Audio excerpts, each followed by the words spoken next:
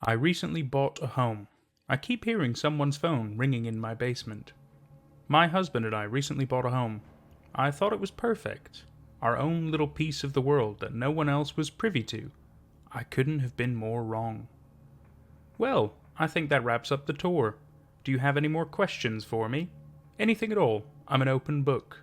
The realtor beamed. I could see straight through her facade, but in all honesty, I didn't mind her fake kindness all that much. If I was making a commission on a home worth 300 grand, I'd be smiling until my cheeks were numb. Nope, I'm all set, Clint said, looking to me for confirmation. I'm all good too. It was a pleasure to meet you, Carla. We'll be in touch, I replied, extending my hand. She eagerly snatched it, pulverizing my fingers in her vice grip. The pleasure is all mine, she insisted, that wide, unwavering grin still plastered to her face. Once she'd thoroughly turned my tendons to mush, Carla moved on to her next victim. Clint looked equally as uncomfortable. Here, take my business card. Did I already give you a business card? Ah, forget it. Better safe than sorry, she said, slapping one into each of our outstretched hands. I winced. I still hadn't recovered from her death shake. Okay, I'll see you two later. If you make up your minds, don't hesitate to call me, okay? Doesn't matter what time, either. If you have an epiphone at 2 in the morning, so be it. I can't wait to hear from you. Take care now, Carla shouted, beelining for her car. Clint shot me a knowing glance. Real piece of work right there. I don't think I've ever heard someone rattle off a string of words that quickly in my entire life. And that's really saying something, because I've listened to a lot of Eminem. You're not kidding, I giggled. Think she's on something? Meth? Cocaine? Coke. Definitely coke. A jackrabbit hopped up on Monster would have less energy than her. You've got a point there.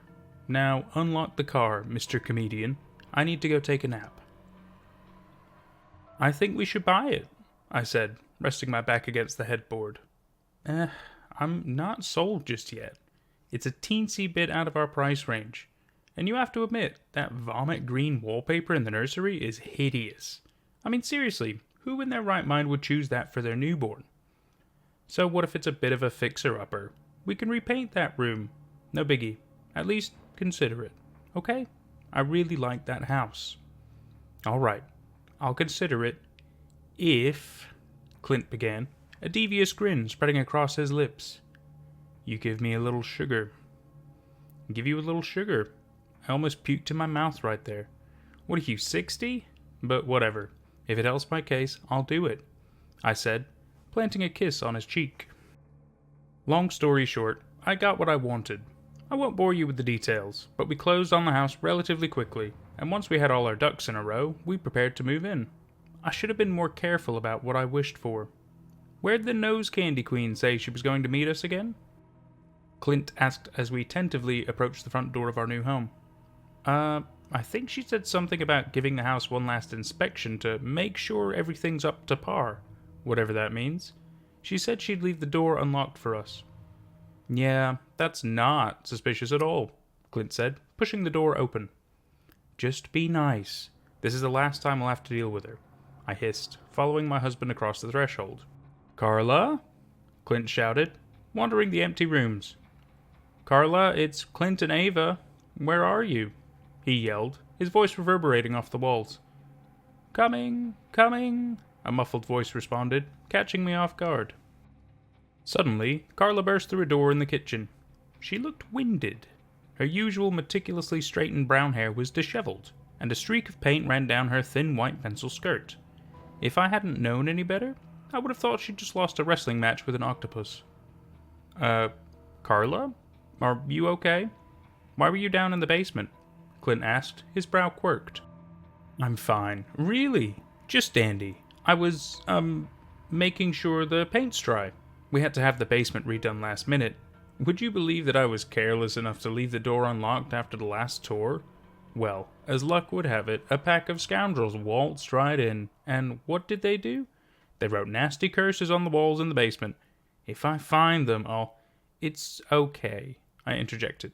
New paint job. Got it. Well, make sure to stay out of there for a little bit. Do you have the keys? Oh, yes, the keys. Right here, she said, dropping them to my outstretched palm with a small clink. The copies of your documents are on the counter, and everything else will be sent to you two by mail or electronically. Now, if you'll excuse me, I really must be going. Congratulations, you two. Thanks, Clint muttered as the front door slammed shut behind her. Well, that was weird. It seemed like she was up to something. Want to check the basement? I said, my eyes lighting up like the 4th of July. Ava, we can check it later. I don't want to get high from paint fumes if she actually wasn't bullshitting. Even if she was, you and I both know what she was probably doing down there. She's got a serious problem. Booger sugar this early in the morning? Some people. Yeah, some people. By the time we were done unpacking for the day, I was exhausted enough to fall asleep standing up. Moving is not easy, let me tell ya. Needless to say, Carla and the basement had completely slipped my mind. I wish I'd gone down there sooner. The next morning, my curiosity got the better of me. My eyes kept wandering to the door, and eventually I just couldn't help myself. Don't you think it's weird? Clint asked, taking a sip from his coffee mug. Don't I think what's weird? I blubbered through a mouthful of toast. The basement. Carla. The black paint. I tried to use the move as an excuse to keep my mind off of it, but I just can't, he admitted, putting down his newspaper. A smile inched across my lips. So, you can't get it off your mind either. Are you thinking what I'm thinking? He sighed, standing from his seat. Yeah, let's get this over with. Come on. Yay, mystery time, I said, bouncing to the basement door. Yeah, woo-hoo, Clint muttered, pulling the doorknob and flicking on the light. The stairs creaked as we descended. A sickly yellow bulb bathed the room in a dim glow. Carla wasn't kidding about the paint job. The walls were pitch black, lending an eerie ambience to the room. I felt a shiver run down my spine as we reached the bottom step. This is what I was talking about. Even if Carla was telling the truth, why did they choose to paint the walls black? That's such a strange color selection. I'm with you on that, I mumbled, lost in thought. Without thinking, my legs carried me to the wall on my right. I ran a hand over the surface, half expecting it to be covered in residue when I pulled it away. But it wasn't. I had a gnawing feeling that something wasn't right. I don't want to be down here anymore. It's kinda creepy, I said, returning to Clint's side. That's the understatement of the century. Once we're completely moved in, we are definitely painting over this. Agreed. Now, let's get out of here. I heard it for the first time that afternoon. The ringing, that is. Clint was running to the store to grab some essentials, and I was in the kitchen preparing lunch. That's when I heard a muffled buzzing sound.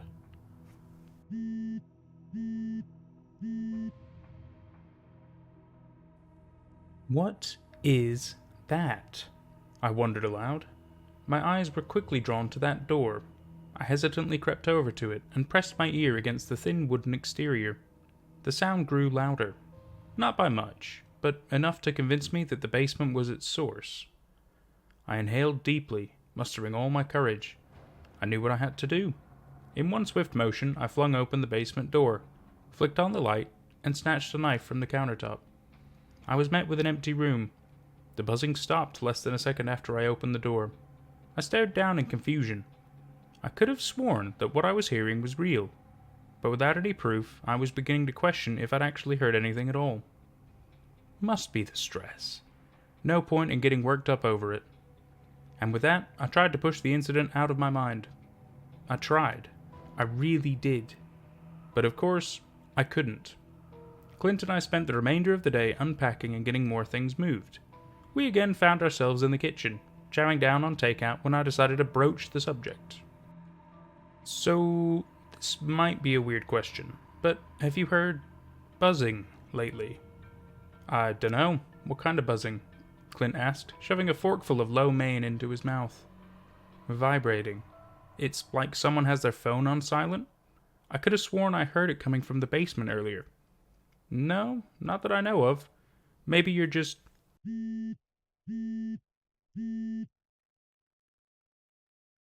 Out of the blue, there it was. Dread curled in my stomach. It happened right on cue, as if I'd spoken it into existence. Clint met my gaze, his eyes wide as saucers. He slowly rose from his chair and crept over to the basement door. He cautiously turned the knob, and, as quietly as he could, Clint opened the door. My breath was caught in my throat, heart pounding furiously in my chest. I didn't know what was down there, but now I was sure that I wasn't making it up. Clint turned on the light, illuminating the desolate space. Again, we were met with nothing but an empty, poorly lit room. The ringing continued for a few seconds before it stopped, plunging us into a tense silence. "Believe me now?" I squeaked. Yeah, that was strange. Maybe one of the painters left their phones down there? Impossible. We've searched that whole area. There's nothing down there. I'll admit, it's definitely creepy, but there has to be a rational explanation. Maybe it's some kind of defect from faulty wiring or something? I don't know. Best not to worry about it too much. It'll just end up driving us crazy. Yeah, you're right. I'm sure we'll forget about it soon enough. Even I wasn't convinced of that, though. I couldn't kid myself. I wasn't the kind to just push it out of my mind. No, I needed answers, and I was dead set on finding them. Of course, I was up all night thinking about it, and because of that, I was awake for much longer than I intended to be.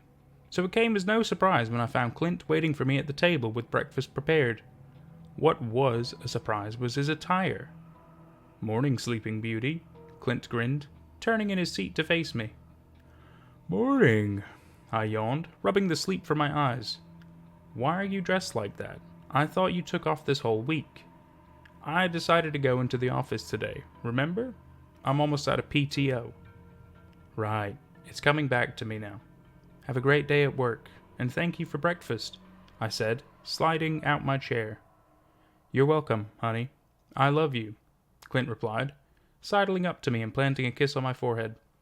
"I love you too," I said as he dropped his plate off in the sink. "Don't get into any mischief while I'm gone, okay? Save that for when I get back," he smirked, shooting me a wink as he prepared to leave. "No promises," I retorted, returning a warm smile. The moment the door closed, I bolted down to the basement. I desperately needed answers. Little did I know, those answers would lead to the most traumatic experience of my life. I began to inspect the walls. If I was hiding something, where would I do it? I ran my fingers along the jet black surface. I was honestly expecting to find nothing at all, but to my shock, that's not what happened. Once I'd reached the center wall in direct view of the kitchen, I found it.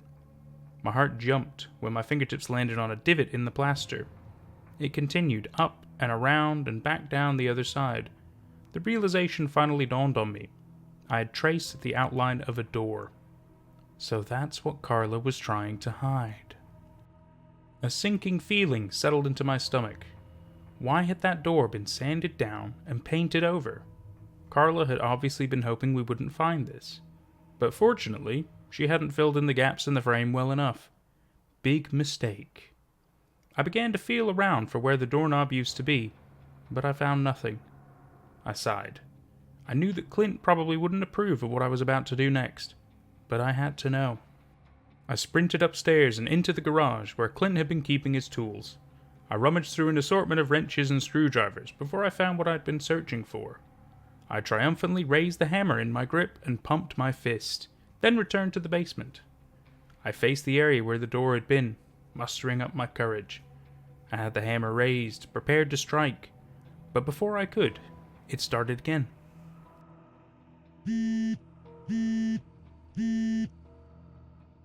I instinctively leapt back, struggling to maintain my breathing.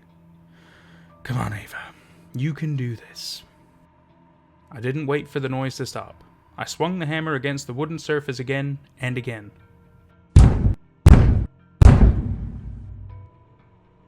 I broke through, sending me sprawling forward. I continued to smash away at the flimsy material until I made a hole big enough to fit through. I turned on my phone flashlight, adrenaline surging through my veins. Nothing could have prepared me for what I would find. I tentatively stepped through the rupture in the door, and my nose was immediately assaulted by a pungent stench. I fumbled for a light switch, finding one on the wall beside me. Once the room was fully lit, I released a deafening shriek. Dozens of bodies were scattered throughout the space. Most of them were cocooned in shrink wrap like mummies, their frail skin and bones hidden under a thin veil of plastic. Blood was everywhere. So much blood. Their expressions will haunt me forever. The corpses were in various states of decay, but they all had one thing in common. Their faces were all contorted into permanent, horrified screams. I nearly passed out when I heard the ringing start back up. I hesitantly glanced down to find a cell phone buzzing on the floor. It was receiving a call. The battery was almost dead, but it was still hanging on. My heart shattered when I read the name on the cracked screen. Mom. I looked to my left and nearly lost my lunch. A man who looked to be in his mid-20s had been chained against a wall. His eyes were missing, dried blood caking his cheeks. His throat had been slashed, dark viscous crimson stuck to his shirt. Out of them all, his body looked the least decomposed. Tears began to well in my eyes when I noticed his arm extended toward the phone. It was as if whoever had put him there intentionally placed it inches from his fingertips. He'd been so damn close. If only he could have reached it. I couldn't take it anymore. I stumbled backward, exiting through the opening I'd made. Once the sobs and shivers that racked my body subsided, I called the police. 15 bodies were found in total. I would later find out that the cell phone I'd discovered had belonged to a 23-year-old man who had lived alone. Friends and family had been calling for 4 days, to no avail. 4 days. We'd been living in that house for a little more than 2. Needless to say, Clint and I didn't stay there. We're back at my parents' house for the time being while we try to get that place off our hands. Though Clint has assured me over and over again that we'll be okay, I still don't feel safe. Because Carla is still out there. Neither the police nor the real estate agency have heard from her since. According to them, our home was her only sale. I still don't know what to do. Whatever happens, I just pray that Clint and I don't end up like the people I found in our basement. And that was I Recently Bought a Home. I Keep Hearing Someone's Phone Ringing in My Basement by Horror Junkie 123. I really enjoyed this story, right? Because at first you're like, oh, okay, somebody's phone's ringing in the basement. You've already kind of got an idea of what you think the story's going to be. You know, of like, oh, okay, maybe there's like somebody broke in, maybe like some crazy kids left their phone or something like that. And then, as you actually go through the story, it gets so much more interesting, the fact that like, oh, well, there's nothing in the basement. How could they be hearing this phone? And then, you initially might then go, oh, okay, yeah, something's in the walls.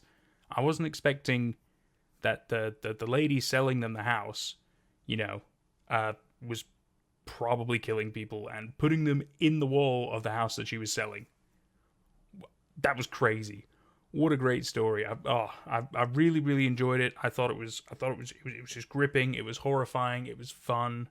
Yeah, a great example of what horror can get you. I really enjoyed it. I really, really did. I hope you did too. We'll see you for whatever's next. Take care.